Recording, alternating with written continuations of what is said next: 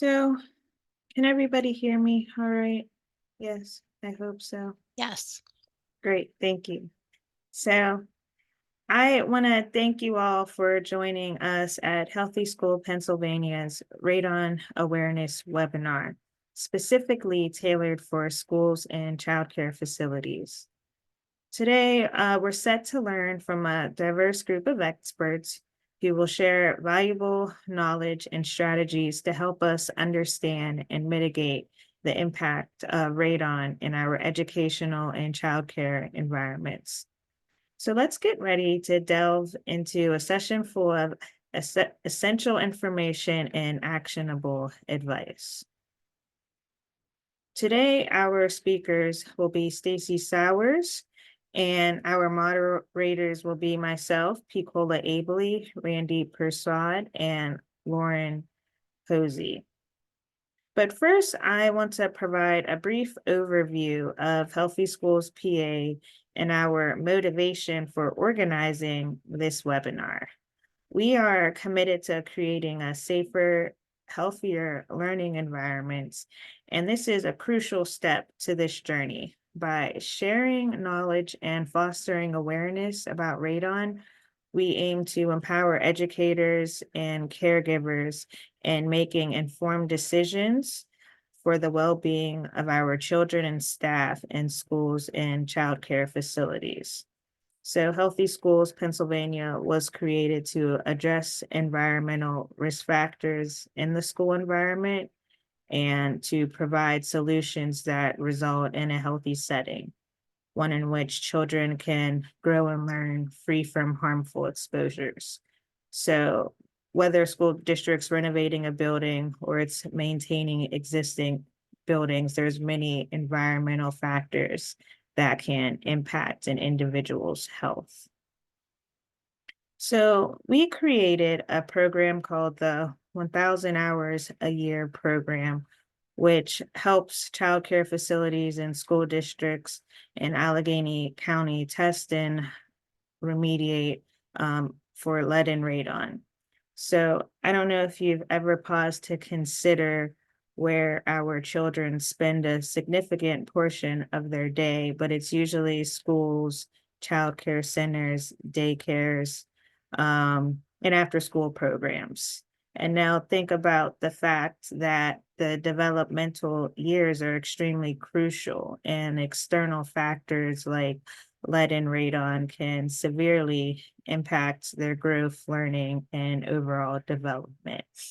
And so the research has been deniable, and you'll learn a little more, but lead is found in old paint, soil, and even our water, and it can harm a child's brain development, affecting their IQ, their ability to pay attention, and academic success. And radon is an invisible odorless gas and can cause lung and tissue damage. So our solution was to create the 1,000 Hours a Year program. And it's named that because children typically spend 1,000 hours a year in their school building. And this environment should be conducive to their health and learning. And so we're not just talking about it, but we're actively trying to make a difference. We're devoted to enhancing where our children learn, ensuring that these spaces are safe and healthy. So we understand that addressing these environmental issues can be challenging, both knowledge-wise and financially. So that's why we offer these webinars to spread knowledge. But also financially, we offer grants specifically for the childcare centers and schools. And they aim to help the programs identify and rectify hazards related to lead and radon. So now I'm delighted to introduce our next speaker, who will dive deeper into the topic of radon, covering aspects such as testing, mitigation, and specific considerations for childcare facilities in Pennsylvania. So please welcome Stacy Sowers, a dedicated radiation health physicist with the PA to Pennsylvania DEP. Stacy plays a pivotal role in the radon department's monitoring section, ensuring the inspection of certified radon professionals across Pennsylvania. Additionally, she oversees the child care program. So she's bringing a wealth of knowledge and expertise to our discussion.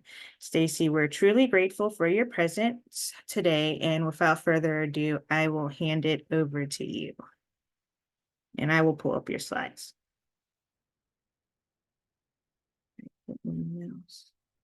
Thank you, Piccola. Thanks for the introduction. Hello. Good afternoon, everyone. My name is Stacy Sowers, and it's a pleasure to be able to speak today. It's perfect timing to coincide with Radon Action Month as well as Radon Awareness Week. And as Piccola said, I work for Pennsylvania Department of Environmental Protection in the Bureau of Radiation Protection in the Radon Division as a radiation health physicist, and I wanted to share some information about a program specific to childcare that may interest many of you. Next slide, please.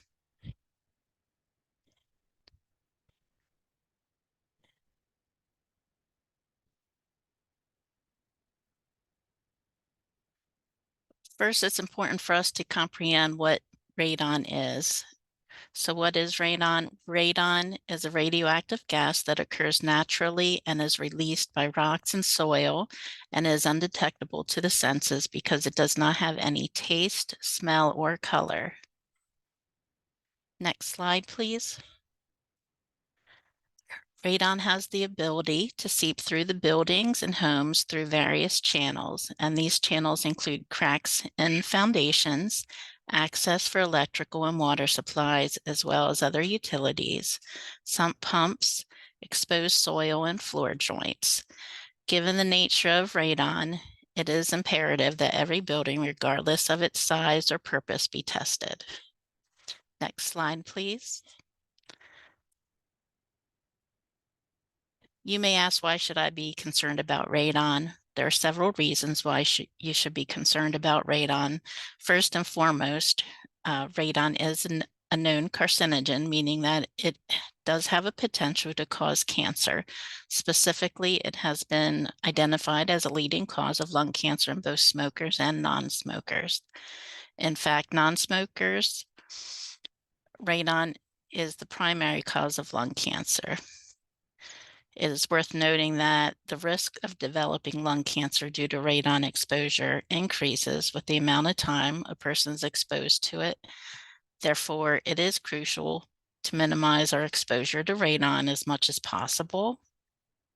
One of the key factors contributing to the heightened risk of lung cancer is the level of radon presented in our surroundings. The higher the radon levels, the greater the risk of developing lung cancer. Next slide. If you're thinking, I never heard of radon, let alone that it can cause lung cancer, is this really true? Well, that is why it is important to provide opportunities for testing and awareness. And it's essential for individuals to be equipped with the knowledge that radon exposure is indeed a significant contributor to the development of lung cancer. This information has been strongly supported by numerous reputable organizations that are dedicated to public health and safety, notably the U.S. Environmental Protection Agency, which has extensively researched and emphasized the risks associated with radon exposure, urging citizens to be proactive in measuring radon. Additionally, the U.S. Surgeon General and the American Lung Association, along with the Scientific Committee on Effects of Atomic Radiation, the Centers for Disease Control and Prevention, and also the World Health Organization, have all echoed the dangers presented by radon, corroborating the EPA's stance. Next slide. Your next thought may be, how dangerous is radon? For something that we can't see, smell, or taste, radon is actually responsible for a staggering 21,000 lung cancer deaths in the United States alone. The impact of radon on human health is indeed a cause for concern. When you compare to other potential causes of death, such as drinking and driving, falls, fires, and carbon monoxide exposure, the risk posed by radon becomes even more apparent, which you can see in this slide how much higher the radon deaths appear. Next slide. Pennsylvania is unique in its geology and soil characteristics. Pennsylvania often sees much higher radon concentrations and may be the most severely affected state in the United States. I've provided a view of the EPA radon zone map. And as you can see, many of the counties are within zone 1, the red areas, with averages often greater than 4 picocuries per liter. The orange represents areas that often have averages between 2 and 4 picocuries per liter, which is considered zone 2, and zone 3 are represented by the yellow areas that averages tend to be less than 2 picocuries per liter. And just because you may live in an area that is not in zone 1, the red zone, that does not mean you shouldn't test. Keep in mind that every county in Pennsylvania has had at least one home tested for radon that was over 100 picocuries per liter. On the next slide, we can see how detrimental that could be to our health. The tables show the U.S. Environmental Protection Agency's risk chart for smokers and non-smokers for several levels of radon concentrations. And keep in mind the EPA states that 4 picocuries per liter is a recommended action level to reduce their potential lung cancer risk by mitigating. So as this shows, doubling the radon level also doubles your health risk in both smoker and non-smoker populations. So they're showing 4 picocuries per liter and 8 picocuries per liter, as well as 20 picocuries per liter. So if you can imagine doubling that, if your home is measured, if each of those homes in the counties where just one home measures 100 picocuries per liter, you can see how important it would be to understand the health risks there.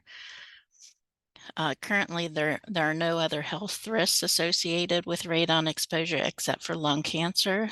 Many lung cancers are diagnosed in more progressed stages and are more difficult to successfully treat. Therefore, it's important to minimize the risk from radon exposure. Next slide, please. We're all here today because we all care deeply about maintaining and improving the standards of childcare. And it's of utmost importance to acknowledge that children, due to their vulnerability, face a higher susceptibility to negative effects of pollutants. However, it is crucial to recognize that the risk extends beyond just children. Caregivers, facility, and staff, as well as family that may live in daycare homes for childcare facilities, can also be significantly impacted by exposure to pollutants such as radon. Next slide. So why are we asking you to be proactive and test your facility? The facts are that our children spend lengthy hours in childcare facilities. 50 states already require licensing for those facilities, and those licensing rules address health and safety issues. And as we've noted, radon is definitely a health risk. Exposure to radon as a youth can increase health risks later in life. So why not test for children and for staff to decrease this potential health risk? Next slide. Radon testing can be easily performed with a range of devices, such as charcoal test kits. Probably if you would get one to perform yourself, that's probably the type that you would purchase or get. The following simple process of exposing the kit to air and mailing to a professional lab, you can obtain reliable results. And there are also certified radon radon testers available, delivering additional testing options and expertise. And a lot of that seen here, the electric ion chambers, liquid scintillation, alpha tracks, and the continuous radon monitors. A lot of the professionals may use those devices as well. Next slide.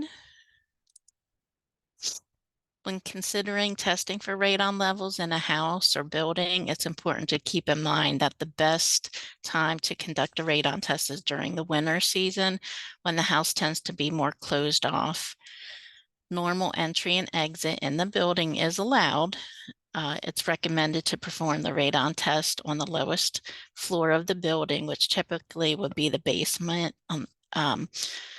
And as long as you consider that the lowest livable level, you would not want to test in a crawl space.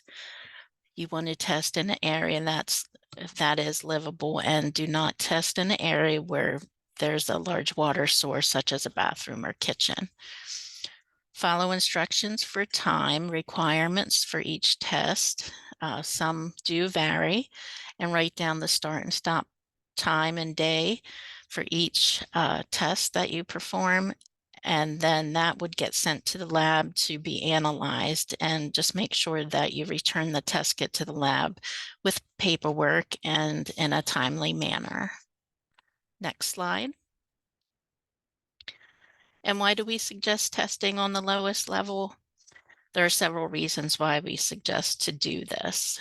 One of the primary reasons is that conducting tests at the lowest livable level offers a worst-case scenario for assessing the risks of lung cancer associated with radon exposure. By doing so, you can obtain valuable insights in the maximum potential danger that one might face in terms of radon-related health risks.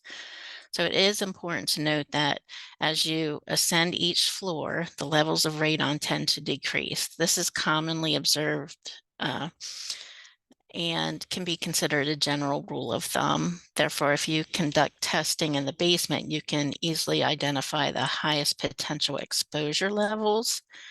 And this information can be pivotal in determining whether any preventative measures need to be taken in order to decrease this potential health risk. Next slide. After analysis for the radon test results, a report is provided to you, which would include the measurement of radon expressed in a measurement of picocuries per liter. And the Pennsylvania DEP can certainly assist with any questions or concerns about your report. And often you will hear 4.0 being referred to as the action level. This is referred to as the action level as it indicates the threshold at which it is recommended in taking action to mitigate the building. So Pennsylvania DEP does recommend that results equal to or over 4 picocuries per liter should contact a mitigator that is certified in Pennsylvania to discuss possible mitigation. Next slide. The one good thing about radon is that we can reduce our exposure with mitigation systems, which are designed to remove or reduce radon gas levels within a building. These systems can be highly effective, reducing radon levels by up to 99% in some cases.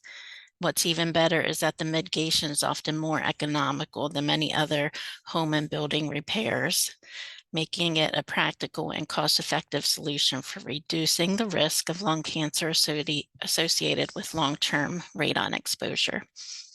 When it comes to installing a mitigation system, it's crucial to have a certified individual handle the job, and the Department of Environmental Protection can provide assistance in finding a professional in your area who is knowledgeable and experienced in radon mitigation. Well, there might not be a specific law requiring installation of such a system. It is essential for everyone to be aware of radon levels and the associated health risks that can come with exposure to higher levels. And parents rely on child care services to provide a safe atmosphere, and radon testing and mitigation would ensure that the facility is taking the extra precautions in doing so. It's It's worth noting that grants may be available to provide financial assistance for mitigation, as Picola has stated, and these grants can vary in availability and may be available in specific areas or offered through various organizations. Next slide. You may wonder, what does this mitigation system look like? There are a few examples of possible variations for installation. The optimal method for installing the mitigation system sort of depends on the unique structure of each building, and some are frequently installed inside of newly constructed buildings. So on the left, you can see for new construction, there may be a pipe going through each floor through the home, with a fan in the attic and exhausting through the middle of the roof. On the right, you may see for an existing home, um, a different process where the pipe is on the exterior of the house with the exhaust pipe going to the roof level. Some have the fan mounted on the exterior, as I said. Often for crawl spaces, a vapor barrier is laid, which may look like a heavy plastic sheeting. So as you can see, the installation of a mitigation system can be tailored to suit the specific needs and circumstances of different buildings, ensuring the effectiveness and efficiency in reducing radon levels. Next slide. Here you can see some examples of what mitigation systems may look like. This is an active mitigation system with a fan, and as you can see, it does not take up much space in the basement and often blends in with rain spouting on the exterior of the home. On average, the cost of a mitigation system may be from approximately $800 to $1,500.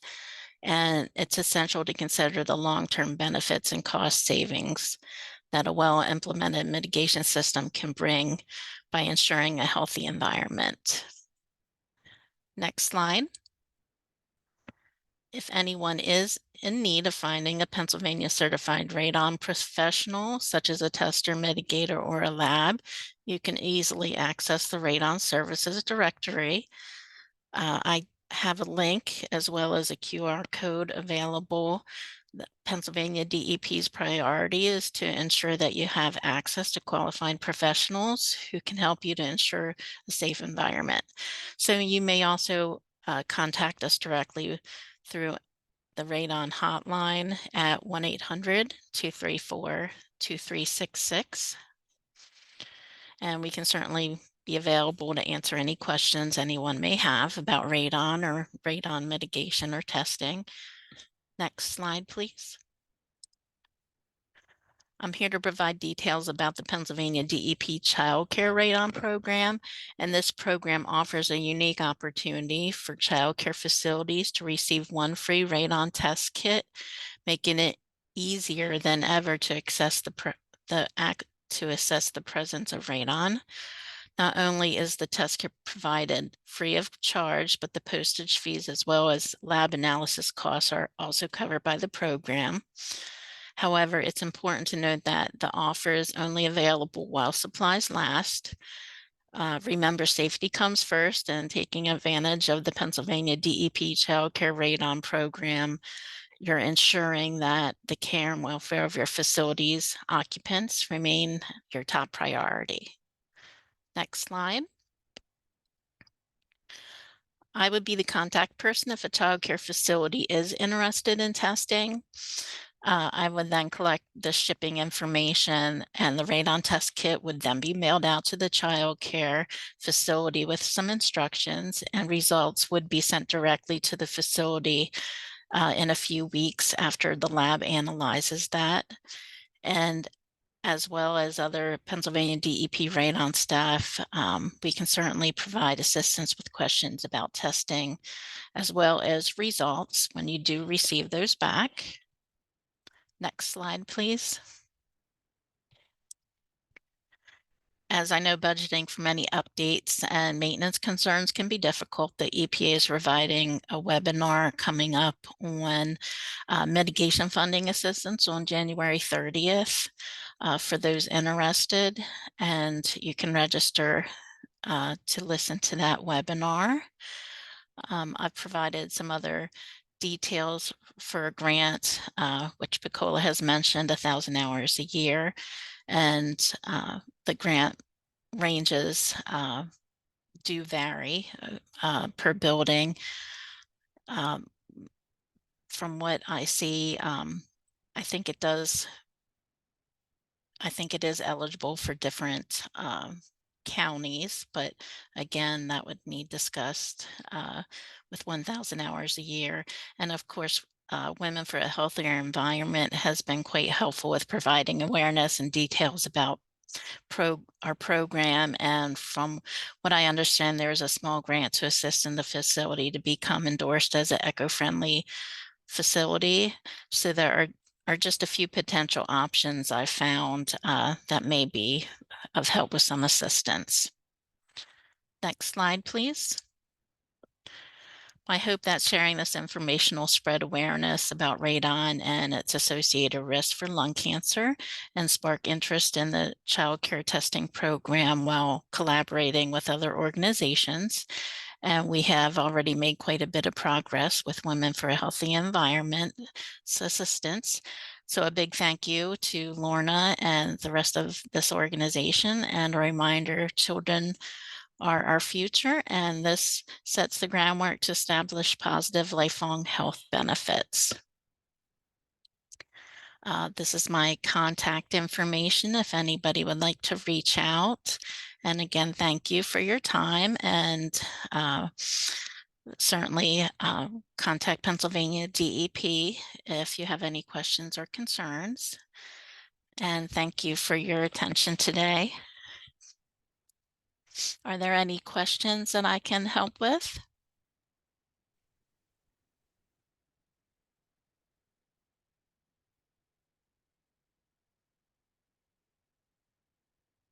Give them a minute to see if anyone has a question. If not, I have a couple.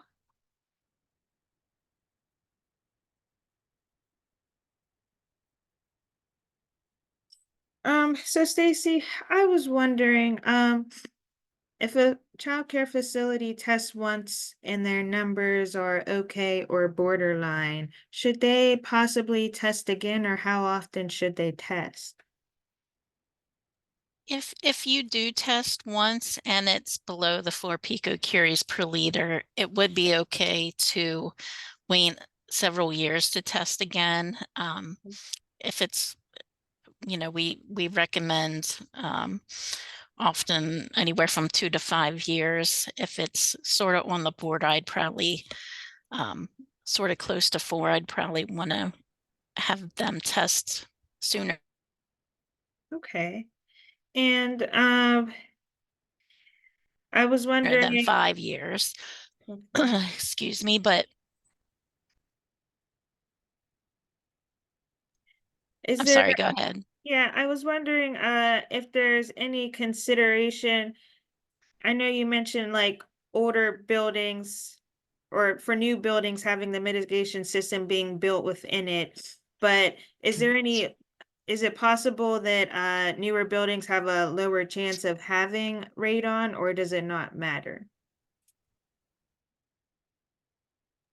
Um, it really doesn't matter. It just all depends on the soil underneath the home and the rocks. So it could be a new home or an old home. There's still that potential for radon exposure levels being higher. So it would just depend really on the architecture of the home, where there's cracks or as well too, sump pumps, things like that, that may just allow that radon gas to get into the interior of the home. But any home is susceptible to radon, whether it's old or new. Okay. And in terms of the testing, what is the difference between a long-term test and a short-term test? The short-term tests are anything less than 90 days. So often if you get a test kit from a hardware store, you might see that it needs to be in the air 48 hours or more. For continuous radon, did you ask about continuous radon monitors? Yeah. Okay, they're monitors that continuously take a radon level. Usually it's every hour, Mhm. and you get a readout on those devices. A lot of times those are what professionals may use, although I do know they have some that homeowners could buy in local hardware stores, although we don't certify those specifically because with those devices sold on the market for homeowners, there's no quality control or assurance with those. The continuous monitors that the radon professionals that are certified use, there's very strategic type quality assurance standards that they have to meet to be able to continue to use those monitors. Mhm. So that's where we normally see that use more so. Okay. And long-term testing is anything over 90 days. Okay. Thank you for explaining. In terms of mitigation, you mentioned that other home repairs could be more costly. What other home repairs or repairs are people can they get done instead of putting in the mitigation systems? I was just trying to refer to just general construction, like Okay. plumbing, Mhm. heating, replacement, like boiler heat Oh, replacement, okay. just other general home repairs that we tend to worry about, wells and just regular home maintenance like paint or siding, things like that. Okay. And just one last question. I'm sorry. So why should they not put the charcoal kits in crawl spaces or near a water source? For charcoal test kits, when you place them near a water source, they tend to absorb that moisture, and too much moisture within that charcoal test kit can um, allow for an invalid test. So you went through the process of testing and getting a test kit or purchasing a test kit, and unfortunately, you won't get results back from the lab if there's too much moisture. So unfortunately, that would be unfortunate to go through that whole process and not get any usable data or information. And for the crawl space, we always recommend to test in a livable space. The lowest livable space, usually the basement. If you have a crawl space instead of a basement, we wouldn't want you to test there because that's not a place that you're going to be able to live in. So there's no sense in testing there. In that case, we would recommend testing somewhere on the first floor if you don't have a basement instead of the crawl space. So I would just test anywhere on the first floor that you may spend much of your time. Okay. Thank you. Thank you so much, Stacy, for answering those questions in your enlightening presentation on radon.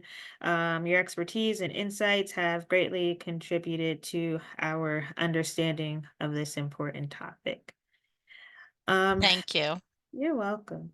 So next on our agenda, um, Randy Prasad is going to give a little information about what he does. He is a assistant project manager and a program assistant for Women for a Healthy Environment, and he is based in Philadelphia. And I will now let him explain what he does. Thanks, Nicola. Can I share my screen by any chance? You should be able to currently. Mm-mm. If not, I could just talk. It's okay. You could try now. Got it. All right. Let's do that.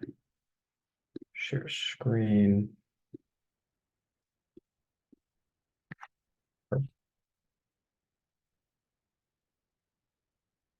All right. Hi, good afternoon, everyone. My name is Randy Prashad. I'm the program assistant here at Women for a Healthy Environment based in Philadelphia. And today I'll just be giving an overview on the work that we do here in Philadelphia. So first up, the program that we have here is called the Healthy Early Learning Program. We have partners throughout the state, city, and the country, and we're currently working under an EPA grant. So the one thing that we do is called the Healthy Childcare Champion Program. This is a program that we've created here in Philly, and we target 4 neighborhoods specifically, which are Cobbs Creek, Honey Park, Strawberry Mansion, and Point Breeze. But we don't limit ourselves to these neighborhoods. Any provider within the city will work with. And what this program is, let's go back. Okay, what this program is and it helps educate, give resources and trainings on different exposures. And here specifically is what we use to advertise. For example, to childcare providers, we give training, we give out free supplies, and we have them earn points. Now, more specifically, they're gonna within this program, they're using the Children's Environmental Health Network's Eco Healthy Checklist. They're getting 3 hours of continuing education units, 2 points towards their Keystone Stars, free supplies, which compose of free signage for no idling, no smoking, green cleaning supplies, different actual text and tangible resources we put in a folder, and they get enrolled in the Women for a Healthy Environments program. Now, the checklist that I mentioned, which we use when we go on this training, is used to provide training, education, and bring awareness to certain exposures such as integrated pest management, green cleaning, lead exposure and prevention, which is lead dust and lead in drinking water, safe toys and furniture, indoor and outdoor air quality, plastics, and what we're talking about today, radon. And as Stacy mentioned, with the childcare program that she works in, we have been able to connect a lot of our childcare providers to Stacy to send out radon tests to them and then have their facilities all tested for radon. Some accomplishments of what we've done here in Philadelphia is now within our network, we have 60 plus childcare providers. We've hosted 2 webinars specifically on preparing for summer and indoor and outdoor air quality. We hosted a health and wellness fair with various departments, such as the Philly Health Department, the EPA, Penn State Extension, and the Philadelphia's Regional Center for Children's Environmental Health, which we were able to connect the community and childcare providers, their families, and the children to actual state representatives, city representatives to get the answers that they're seeking.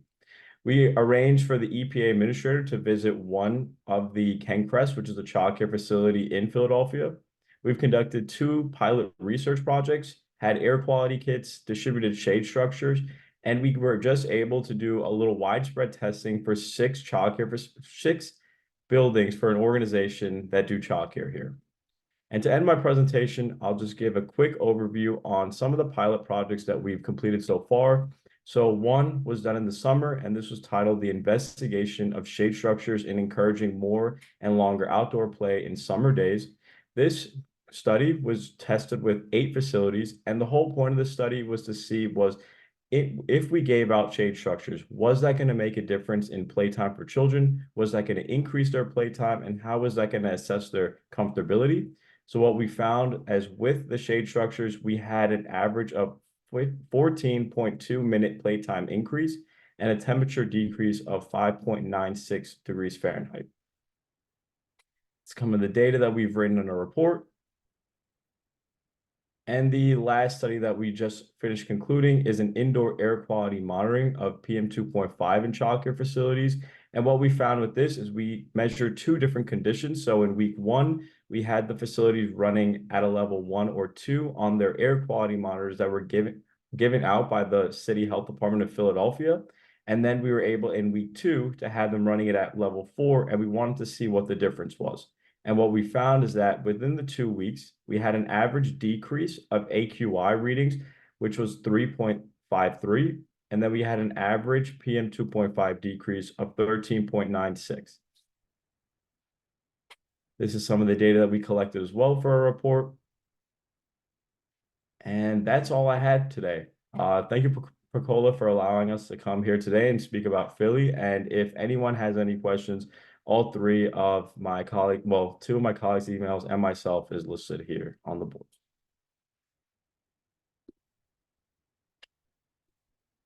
Thank you so much, Randy. That was very informative. We really enjoyed learning about your programs and what you're doing in Philadelphia. So next I am going, oh, does anybody have any questions for Randy? I'm sorry.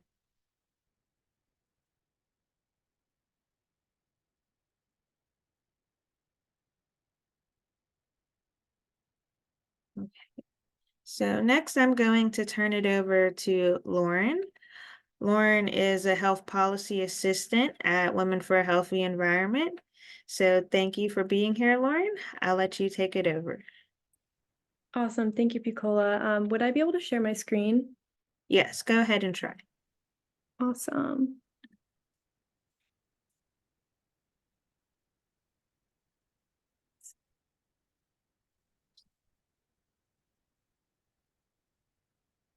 All right. Is everyone able to see that? Yes. Let me just...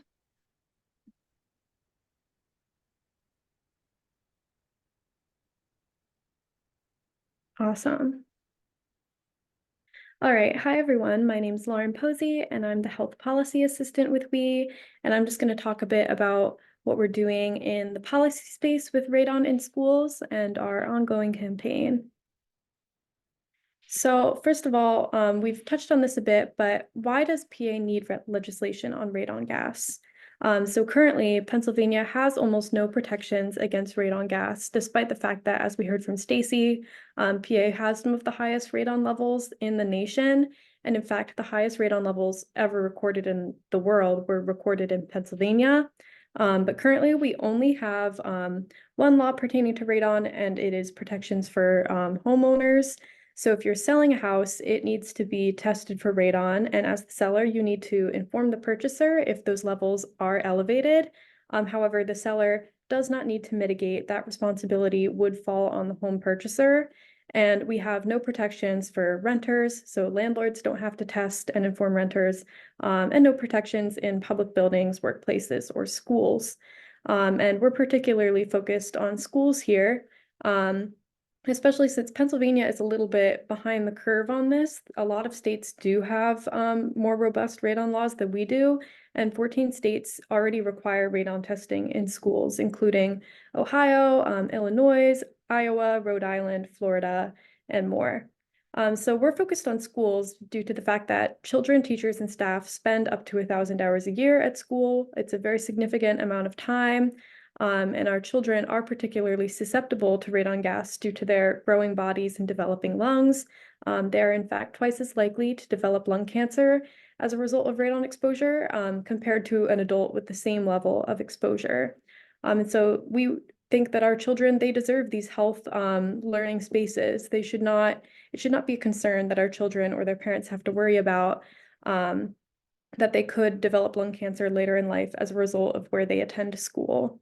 And we're also concerned about teachers, considering the fact that it's very common for teachers to spend the majority or the entirety of their teaching career in one district or in one school. It's very common for a teacher to spend 20 to 30 years perhaps working in the same school, in the same classroom. And if that classroom does have elevated levels of radon, that's potentially a very worrying long-term exposure. So we have decided to form a coalition that's been operating for a few years around this issue. It's called the Radon in Schools Pennsylvania Work Group, and it includes members from the American Lung Association, the American Association for Radon Scientists and Technologists, or ARST, Radon Detection and Control LLC, Citizens for Radioactive Radon Reduction, and Radon Free. And this coalition, we meet regularly, discussing ideas and strategies for how to best put forward the strongest legislation that we can to address this issue and begin radon testing and mitigation practices in schools.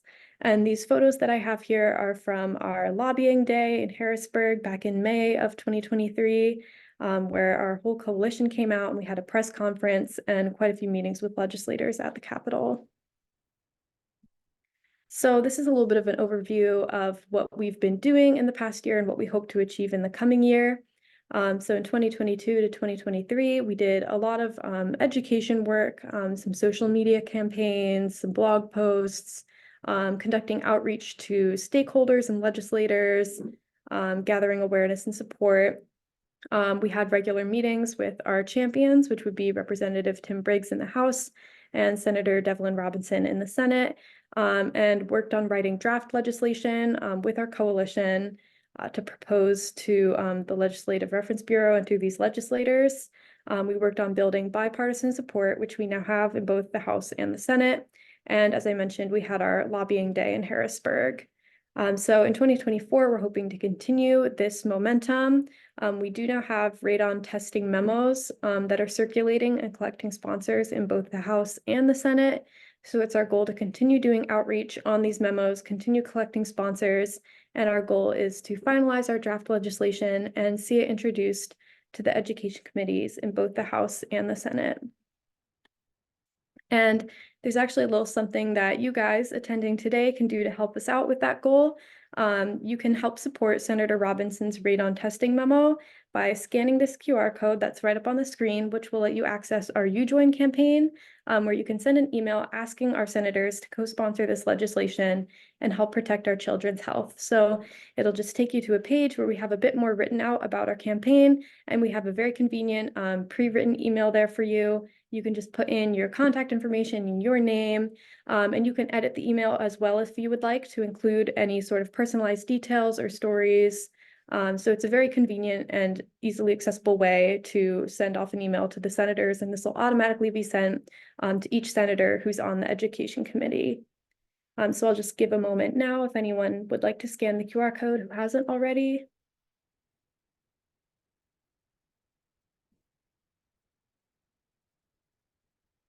Awesome. And yeah, that's it. Just a little overview of what we're doing in that space. And if you have any questions or comments, feel free to contact me at lauren@womenforahealthyenvironment.org. Thank you.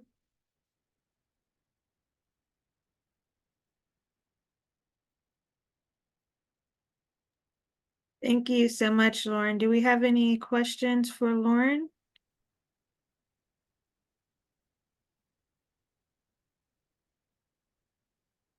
Thank you again, Lauren, for sharing that.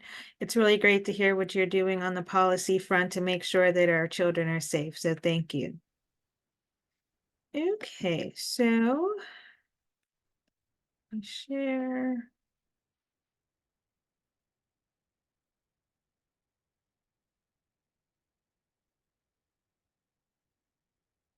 So before we conclude, I'd like to ask you to spare a moment for a brief survey. You can easily access it by scanning the QR code with your phone. Alternatively, I could provide you with the link in the chat box, and you'll receive a link after this as well. Your feedback is invaluable to us, and it helps us improve our future webinars. So while you're doing that, again, I just want to thank our speakers for being here today and providing all of the invaluable knowledge about radon in childcare facilities and schools. Should you have any further questions or require any additional information, please don't hesitate to reach out to me or anyone here. We're here to assist and guide you in any way we can. Thank you again for your participation and engagement today. And I hope that you all have a very nice day.